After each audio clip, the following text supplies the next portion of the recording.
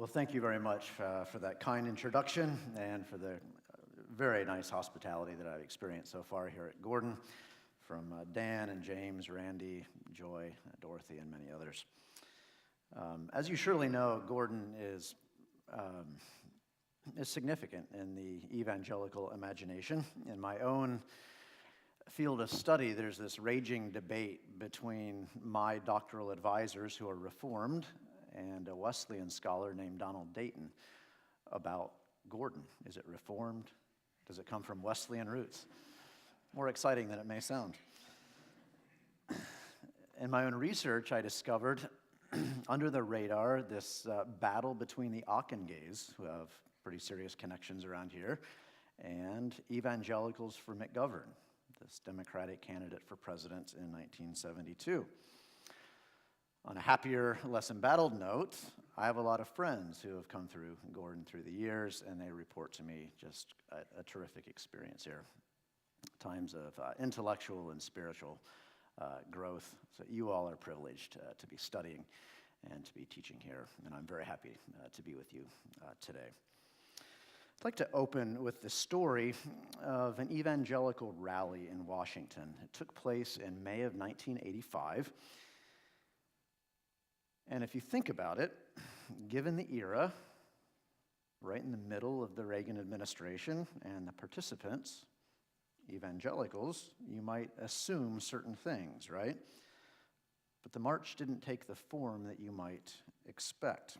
The event was not called Washington for Jesus. It did not feature a Jerry Falwell sermon predicting that the rising acceptance of abortion and homosexuality in the nation would provoke God into retaliation against the nation in the form of an attack by the Soviet Union.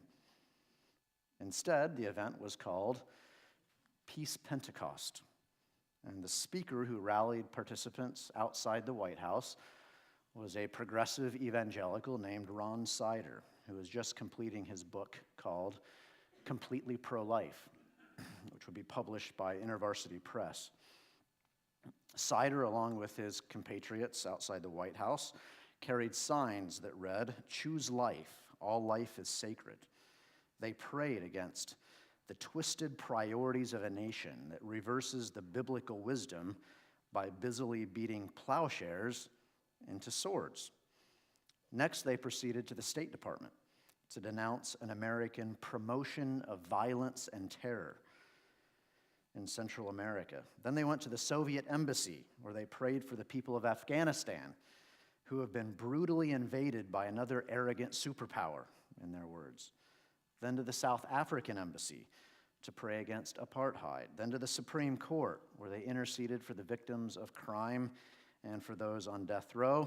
And then finally, to the Department of Health and Human Services, where they prayed for the unborn and an agenda of justice and compassion for women and children that will create alternatives to the desperate, painful choice of abortion.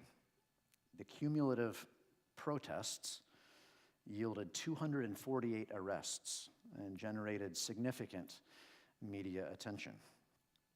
Peace Pentecost was emblematic of a broader evangelical left movement that was trying to coalesce around a consistent life ethic. Jim Wallis, who was the leader of one of the primary evangelical left organizations of its day, characterized the protest as a day for the movement of the Spirit, a day when political stereotypes were shattered and ideological labels were swept aside to make room for the new wind of Christian conscience blowing across our land. The selective and inconsistent morality of both the left and the right was challenged by a simple message: all life is sacred, Wallace said. Now, if you listen closely, the platform that I just described shaded toward the left in many respects, but not uniformly, of course. In fact, these progressive evangelicals hoped that their public witness in Washington in May of 1985 would transcend some of the early culture wars that were starting to take hold. They hoped that it would animate a less partisan public witness. And for a while, it seemed like they would. There were a lot of energetic and growing groups like Sojourners, Evangelicals for Social Action, the Christian World Liberation Front in Berkeley, California, and dozens of periodicals. All of it seemed to portend a rising movement.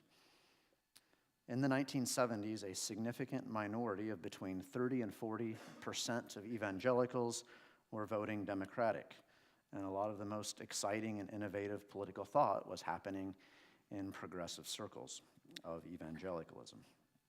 Now, they tried hard to translate this kind of grassroots movement into electoral success. In fact, they organized a political action committee, a PAC, called Just Life. This PAC contributed to 22 what they called life-friendly Senate and House candidates in 1986. They conducted petition drives.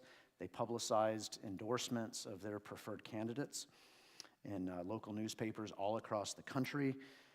They even introduced, with the help of some friendly politicians, 8 pro-life legislative bills, and they also issued glossy voter guides ahead of the Christian Coalition. And in this glossy voter guide, some pretty prominent people were featured. Billy Graham, Joseph Cardinal Bernardine, and Ron Sider. And together they urged aggressive negotiations with the Soviet Union to end the nuclear arms race, governmental programs that, quote, empower the poor to become self-sufficient, and an end to abortion. This is a pretty energetic campaign that they were sparking. But evidence soon mounted that the campaign was not going to flourish long term. By 1989, Just Life hadn't even reached 6,000 members. Despite endorsing 56 candidates in 1990, Just Life mustered only $22,000 in contributions to their political campaigns. By 1993, they were giving only $6,000 in donations to candidates. These are very unimpressive numbers compared to their competitor, right? The moral majority. And finally, at the end of 1993, the PAC folded. It doesn't exist anymore. So the big question is, why? Why couldn't they make a go of it? And here's my answer. The evangelical left's consistent life thrust failed because of the cultural and political realities of the 1980s. Both Just Life and the broader evangelical left movement simply didn't fit hardening political parties. And in the end, they were left politically homeless. They didn't fit with the Democrats, and they didn't fit with the Republicans. On the right was a competing evangelical political movement, you might call it a revival of sorts, which is the moral majority. And they were beginning to have a big influence on the Republican Party. Jerry Falwell was the founder of the moral majority. He was not impressed with the evangelical left. He was not impressed with the consistent life platform, and he for sure wasn't impressed with Peace Pentecost. At a news conference, he traveled all the way to Washington to rebut Peace Pentecost. On the very same day of the protest, he called a press conference and he denounced the event. He called Sojourners a pseudo-evangelical group, and he stated, get this, that Jim Wallace is to evangelicalism what Adolf Hitler was to the Roman Catholic Church. On the left was a Democratic Party that was beginning to enforce a pro-choice orthodoxy. They weren't impressed with Peace Pentecost either. They denounced the event as hopelessly anti-woman, despite their resonance with Peace Pentecost on a lot of other issues. The Democrats also dismissed consistent life politicians, even those of their own party, and there were actually some of them back then. I'll tell you the story of Stephen Monsma. He was a pro-life evangelical Democrat from Michigan, and he lost 2 political bids in the mid-1980s, one for the U.S. House of Representatives in 1984, and one for the Michigan Senate in 1985. He was a reliable supporter of welfare measures, and despite a very tight race for party superiority in the Michigan State Senate, Monsma experienced very palpable hostility from his Democratic colleagues. The New York Times reported that Monsma's opposition to the state financing of abortions caused Democratic funds to dry up. On the other side, Monsma had secured the endorsement of Michigan's Right to Life organization, but a lot of insiders in the organization protested. They objected because it was in their interest to keep political control of the Senate. In the end, Monsma gave up, and he moved to California. That's how desperate he was. And there are a lot of other examples of this. Tony Hall of Ohio, Don Bonker of Washington, Bill Nelson of Florida, and a whole bunch of Catholics, Bob Casey of Pennsylvania being one. A lot of them managed to soldier on as pro-life Democrats, but they were really big targets for both Republican activists and Democratic activists. So by failing to conform to political orthodoxy, the evangelical left forfeited its chances for a large-scale political mobilization. By contrast, the religious right and the moral majority successfully attached themselves to a party and a burgeoning conservative movement. And so groups like the moral majority very quickly outpaced people like Jim Wallace and Ron Sider and events like Peace Pentecost. By 1990, the evangelical left, like Jimmy Carter of a dozen years before, had been left behind, hammered from both sides. Take a look at some of these political advertisements. JC will save America, abort Carter from the right, born again Christian for Carter.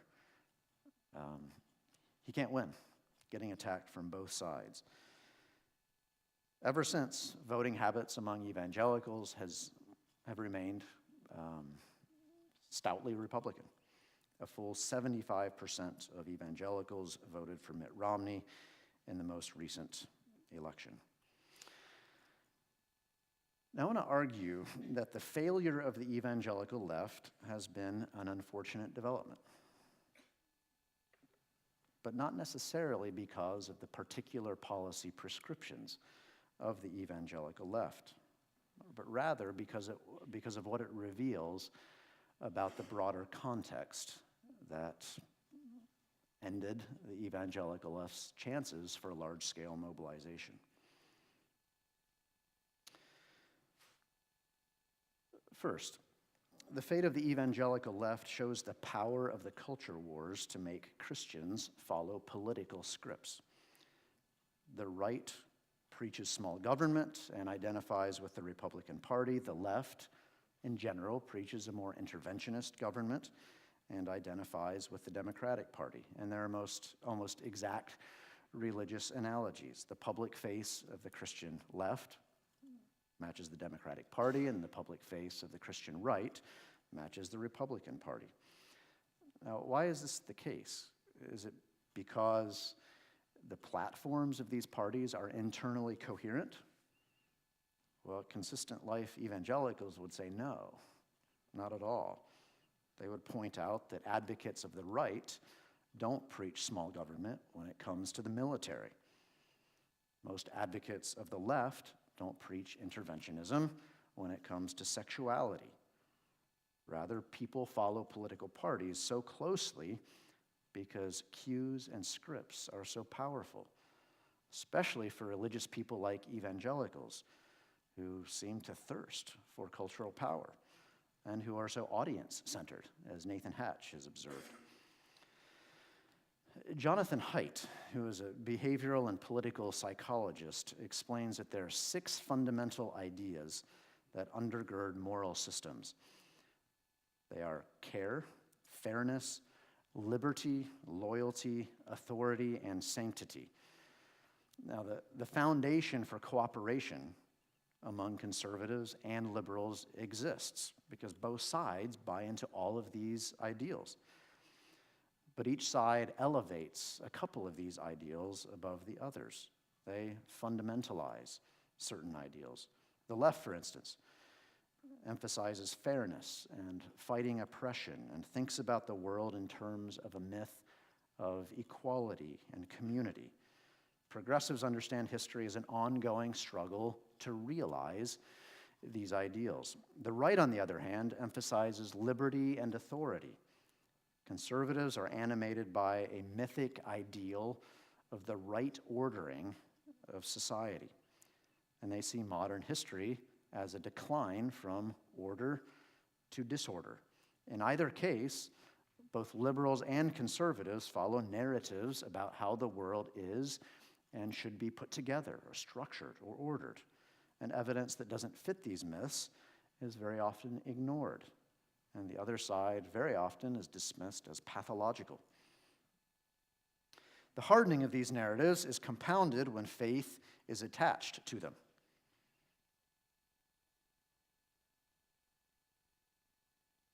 Y'all know who these people are, right? It's two people mashed into one. This is a couple of JCs, Jesus Christ and Jimmy Carter.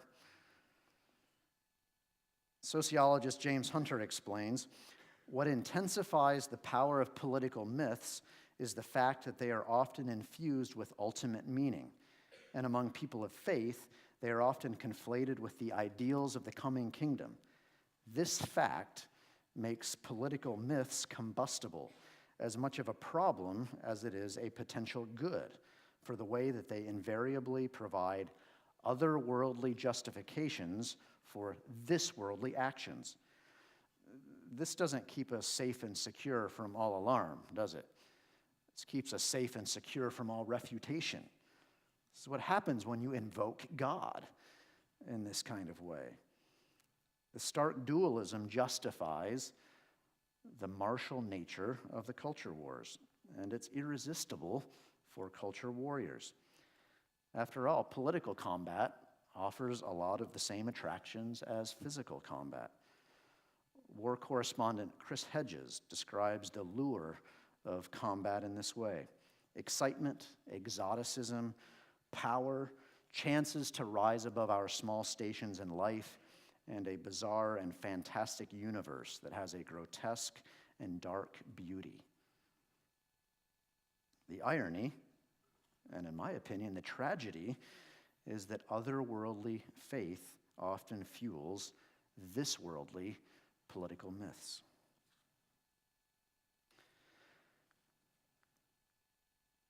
It's not only that subscribing to one political party traps you in a closed system. It's also that the parties assume too many of the same things. There are some commonalities in conservative and liberal scripts with which Christian faith may not be so compatible. For example, both sides are willing to practice real politics to accomplish their goals. Anything goes, right? In the attempt to win. Parties enforce their platforms. They coerce their adherents into following scripts. And even worse, they encourage the demonization of the political enemy. In his book, To Change the World, Hunter writes, the politicization of everything is an indirect measure of the competition among factions to dominate others on their own terms. Our times amply demonstrate that it is far easier to force one's will on others through legal and political means, or to threaten to do so, than it is to persuade them or negotiate compromise with them. The populist jingoism of some Fox commentators have equivalents in the populist jingoism of some MSNBC pundits. I've heard both versions in my classroom. I've been horrified by some cutting conservative language against the poor, against gays, against immigrants. I've also been horrified by the unempathetic posture of their liberal opponents. In a survey of 2,000 Americans, Haidt found that self-described liberals, especially those who called themselves very liberal, were worse at predicting the moral judgments of conservatives and moderates than moderates and conservatives were at predicting the moral judgments of liberals. Liberals don't understand conservative values, he writes, and they don't even try. Christian activists on both sides are complicit in this demonization of the enemy. According to Hunter, they have embraced a means to power that seethes with resentment, anger, and bitterness for the injury they believe they have suffered. Hunter calls this posture resentiment. And in resorting to resentment, Christians, of course, undermine the message of the very gospel that they try to advance. Harvard sociologist Robert Putnam and Notre Dame political scientist David Campbell write that the extraordinary rise of people who affiliate with no religion is due to their rejection of its entanglement, in many cases, with politics. Today, 20% of the population says they have no faith. Putnam and Campbell write, a growing number of Americans, especially young people, have come to disavow religion. For many, their aversion to religion is rooted in unease with the association between religion and politics. And they say, especially conservative politics, if religion equals Republican, then they have decided that religion is not for them. Why so distasteful? Hunter says that many evangelical political activists are functional Nietzscheans. He describes both radio commentator Jim Dobson and, on the left, activist Jim Wallace as fueled by a will to power. Both liberal and conservative Christians have become instrumentalized on behalf of different party structures jockeying for power. Both sides are also tempted to follow a common script of nationalism.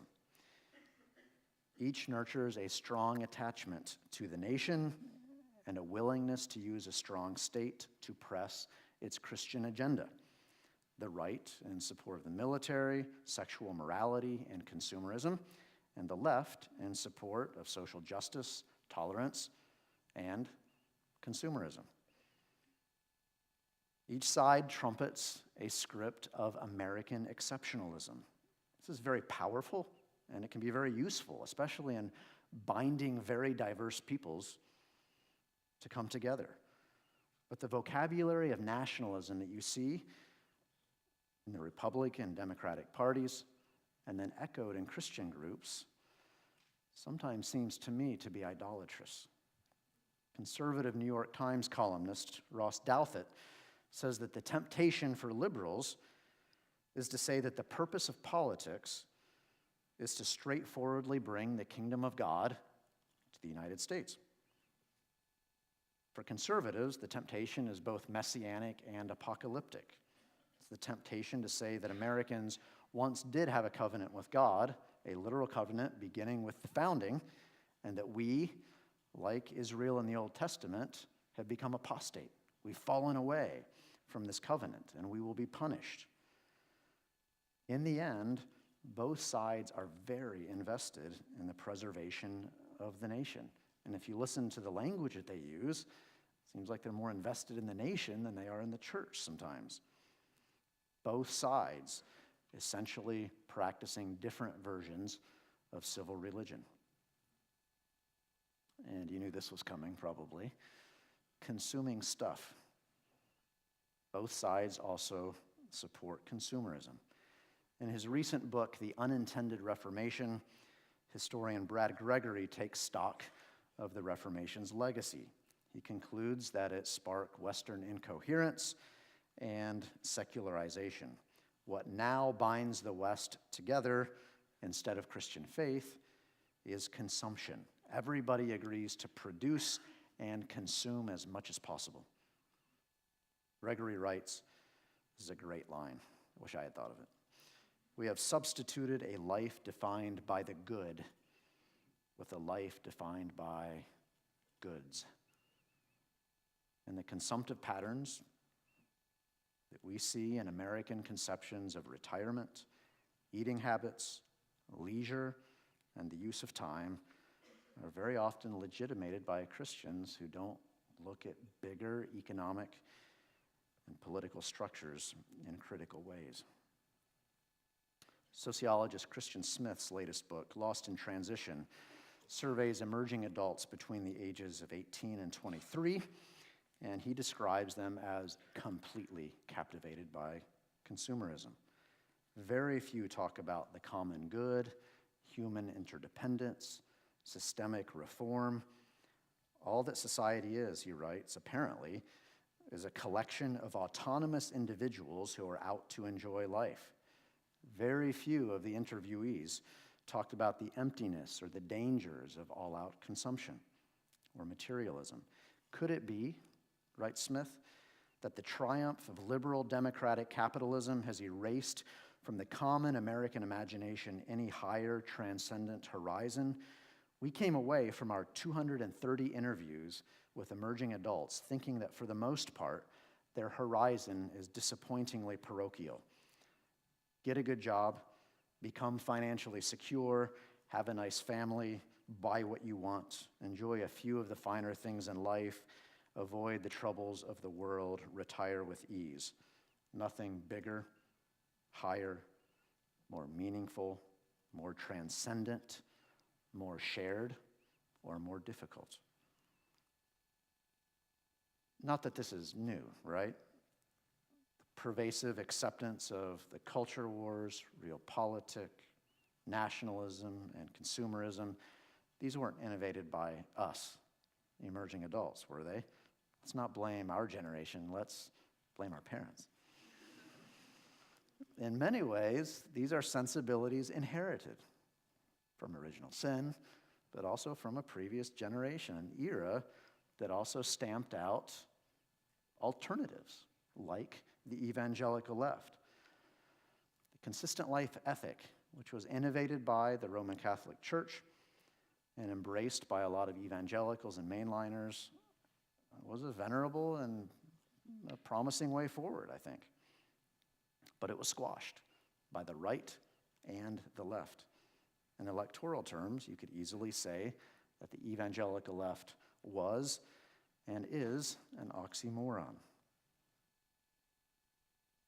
There just don't appear to be very many of them, at least not when they vote. That's not the end of the story. I want to suggest that the evangelical left can point the way forward, at least in a roundabout way. Not necessarily electorally, but rather in its insistence that Christians not conform to accepted political categories.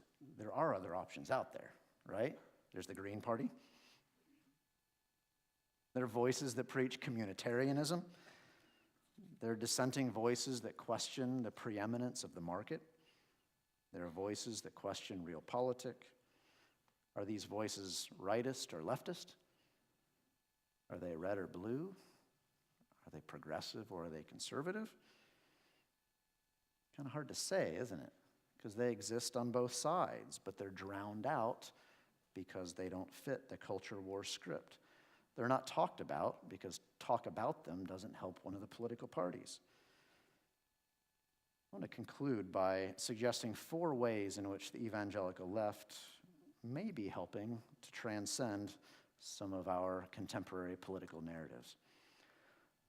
The first is something that has come before, simply a recovery of what I've already talked about. Evangelical left's consistent life platform of reducing abortions, reducing executions, opening to more immigration, working against euthanasia, minimizing American military adventures abroad. It's not a combination of political planks that fits contemporary politics, but there is some interesting evidence that seems to suggest that chunks of evangelicalism are moving this way again. Political scientist John Green has outlined 4 clusters of evangelicals: progressives, centrists, populists, and conservatives. I'm most interested in the populist group because it's younger in age, it's growing in numbers, and it looks a whole lot like the old-fashioned consistent evangelicals of the 70s and 80s. They're more progressive on foreign policy, environmental regulation, the size of government, and poverty, but more conservative on abortion and other issues of sexuality. In general, these populist evangelicals are moving away from the Republican Party. but they're not moving toward the Democratic Party. They're moving to independence. Why? They say that independence decreases the possibilities of co-optation. It's a good reminder that political parties are not necessarily internally coherent. Independence, they say, can protect people from the overheated rhetoric and the othering of enemies that often defines a very sharp identification with a particular party. Second trend that I see both in leftist circles and in conservative circles is the reframing of politics away from national categories. Now, I'm not suggesting that evangelicals are moving toward this Gnostic disengagement from this worldly concerns, but I'm saying that there are some possibilities in recovering the real and the material, especially the local. Place really matters. We're constituted by the particularities of our time and of our culture. But of course, we know how easy it is to deny this, right? In an era of Facebook, of long commutes to work, to the unprecedented speed and mobility of our society, it's possible to deny physical space almost, to literally not know our neighbors. For Christians, the model of this kind of local presence, I think, is the incarnation. Jesus came out from among the angels, and he lived in embodied form in a particular place at a particular time, first century Palestine. He empathized with the other as he found them in his local context. He hung out with the poor, the tax collectors, the lepers, the prostitutes. He healed people where he was at. James Hunter calls this faithful presence. Faithful presence, he says, dodges the pretension of changing the culture or the world. Faithful presence, he says, inspires us to remember that God is the author of things in the end, not us. Faithful presence inspires glimpses of the coming kingdom of heaven and provides models to which we and others can aspire. Journalist theologian Chris Hedges writes movingly about how, in the midst of war, couples in love, especially interracial couples in love, offer a sanctuary and a model for reconciliation. I found sanity, he writes, and was reminded of what it means to be human. He saw glimpses of life in the self-giving and sacrificial and faithful presence of lovers. Now, of course, this is something that Christians have long been good at, right? In my research for moral minority, I found hundreds of congregations that bucked the 1950s and 1960s trend of abandoning the city and heading out to the suburbs. One of the most prominent was Church of the Savior in Washington, D.C. This church liked to talk about an inner journey and an outer journey, an inner journey and practice of prayer, of living together in community, should spark an outer journey that addresses social issues. The ones they identified were these, and they'll sound a little dated to you probably. Alcoholism, dope addiction, the aged, the blind, the sick, the broken in mind and spirit. There are slums, with all the problems of housing and education. There is nuclear warfare and the problems of automation and leisure. This church worked with the welfare department to destroy crumbling homes. In the district, they befriended youth in housing projects. They established a coffee shop and an arts center. They helped alcoholics and mentally handicapped persons in what they called the Renewal Center. They helped particular people in particular places. Now, Church of the Savior would have identified itself as being part of the evangelical left.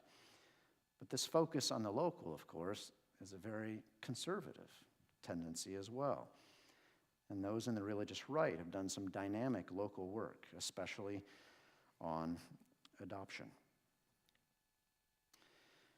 There are a lot of disparate sources that you can consult for this kind of local thinking, this kind of thinking that could, I think, maybe help to bridge both the left and the right. One is a website called the Front Porch Republic. This is an online gathering place for people who wish neighbors would sit on their front porch a little bit more and not sequester themselves back in the family room watching television all night. Little regard, it says on their website, is paid to the necessity for those overlapping local and regional groups, communities, and associations that provide a matrix for human flourishing. Now, there's a big irony in this, of course, that an online website is advocating this. But nonetheless, I think they're doing some good things. Another one, Rod Dreher. He calls himself a crunchy conservative. He believes in environmental conservation, frugal living, and the preservation of traditional family values. On his blog, which I follow, he's expressed some skepticism about free market capitalism. And in his recent book, which you see up there, The Little Way of Ruthie Lemming, points out the importance of local ties, of local communities, especially in a mobile and fluid world. This book is the story of his sister, who was struck down by cancer, tragically, at the age of 40. And he was incredibly impressed with how the local community, this is a town called St. Francisville in Louisiana, right along the Mississippi River. They rallied around her, raised money, came and visited her in the hospital, flocked to her funeral. This was the kind of love and community that he hadn't experienced ever since he got out of town at the very first chance he got for college. He'd been in Dallas and D.C. and Philadelphia as a journalist, and he decided to move home. He saw in his sister's life, in this obscure small town that none of you have ever heard of, this is a life of grandeur, maybe even spiritual greatness. In the end, he said, he decided to accept the limitations of a small town life in exchange for the privilege of being part of a community. One more example, Solidarity Hall, another website that promotes local community. Their literature reads, while public discourse is in many places becoming less civil and sane, we hope to be a beacon of civility. Where the cult of technocracy reigns, we hope to be advocates of a humble personalism. Where small-scale solutions to neighborhood problems are ignored, we hope to be their champions. I looked on their website last week, and the same words kept popping up, peppering the whole text of the website. Let me read some of them to you. Community, work, neighbor, history, imagination, physical spaces, togetherness, rootedness, localism. Actually, one more. Wendellberry, who lives close to where I teach. This guy is concerned about the industrialization of food, of weapons, and of life in general. He's very interested in local spaces and the pleasures that they can bring us through food and neighbors, natural beauty, the natural rhythms of work and everyday life. Again, these localist and communitarian ideals don't clearly fit one party or the other. Maybe this can offer some opportunity to transcend the partisan divide. Number 3, recovering a global identity. A lot of people in the evangelical left are recovering a sensibility on the other side of the spectrum from the local, and that is the global. The idea of a chosen nation, in my reading of Scripture, fades. Yes, the early church is told to obey the government, to pay taxes as far as they are able to do so in good conscience, but at just about every step, the nation is de-emphasized in favor of the local and of the global. The primary citizenship for followers of Jesus is held in a kingdom made up of every tribe, nation, and tongue. Christians give their allegiance to this larger kingdom. The sojourn that we're experiencing in America is really quite brief and fleeting in comparison. So instead of thinking about America in messianic terms, in terms of what the nation can offer the world, maybe we can think increasingly about how global interactions can help us learn from global communities. I'll give you one example. In the 1960s, international evangelicals began to criticize Americans on the issue of civil rights.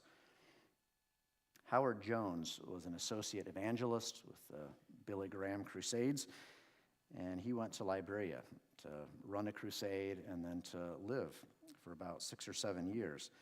And he was absolutely amazed at what these Liberians told him. When he returned to the United States, he told a group of InterVarsity students this: "From the modern cities to the underdeveloped bush countries of the country, Africans plagued us with questions concerning Dr. Martin Luther King and the 1955 bus boycott in Montgomery, Alabama. They quizzed us about the Emmett Till lynching in Mississippi and other racial disturbances.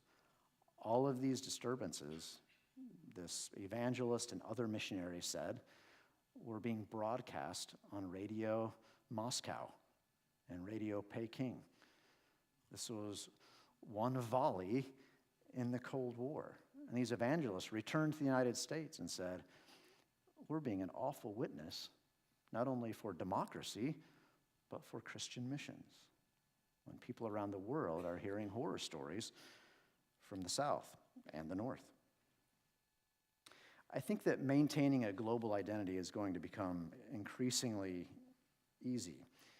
We live in a world in which 60% of Christians now live outside the North Atlantic region, and since 1965, when the Immigration Act was passed, we've been even more opened up to non-white immigrants. African evangelicals are now sending missionaries to our shores, and this is only going to continue. And it's going to seem weird to us. It's going to seem really idiosyncratic, because their beliefs about theology, politics, and culture don't fit our categories. We're going to get African critiques of libertine sexuality, Asian critiques of American techniques of evangelization, Latin American critiques of North American consumerism.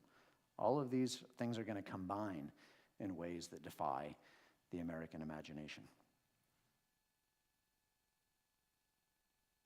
Many evangelicals are now pointing out that the church fits these local and global identities the best, that the church is where faithful presence is best practiced, that preserving the church in the end should be the goal. If American Christian culture has been infected by theological vacuousness, by historical ignorance, by shallow consumerism, or by ethical corruption, then on what basis can we think that we can transform broader culture, right? Christ's teachings and examples revolved around forgiving the sinner, feeding the hungry, healing the sick, raising the dead, loving the outsider, and caring for all of those in need. There is immense power in radical love for the other, especially when it comes out of the church. John Howard Yoder spoke of the power of creative minorities on the underside of society, lost in the earth, filtering away without being seen or heard, creating a subterranean reservoir of saving and invigorating power. There's great power that comes when we, like Paul when he went to Corinth, came in weakness, in fear, and in trembling.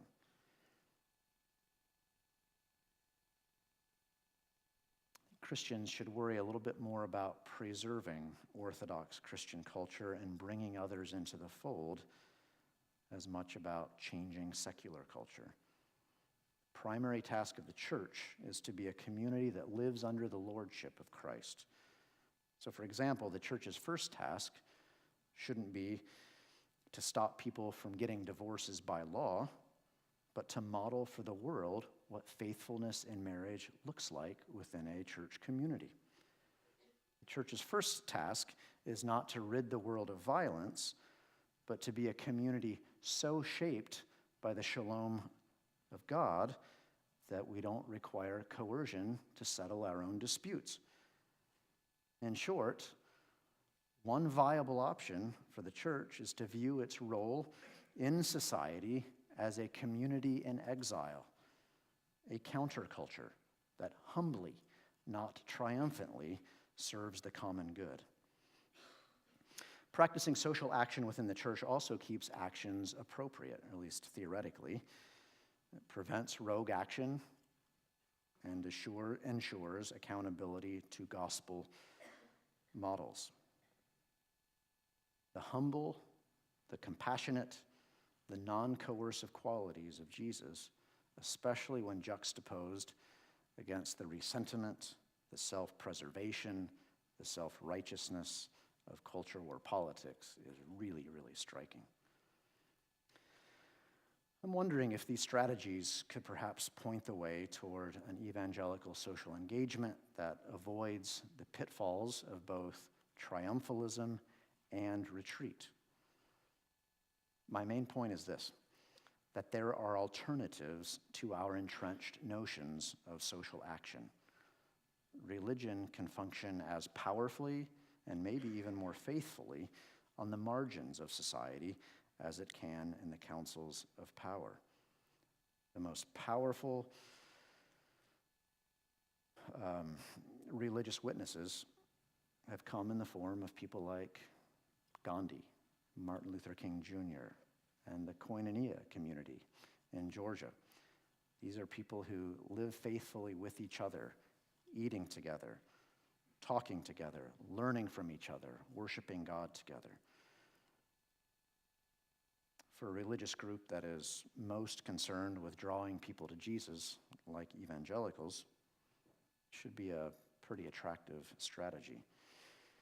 I think John Howard Yoder puts it really well. Those who carry crosses work with the grain of the universe. Those who carry crosses work with the grain of the universe. That's a vision that is at once more particular than partisan and more grand than grandiose. Thank you very much.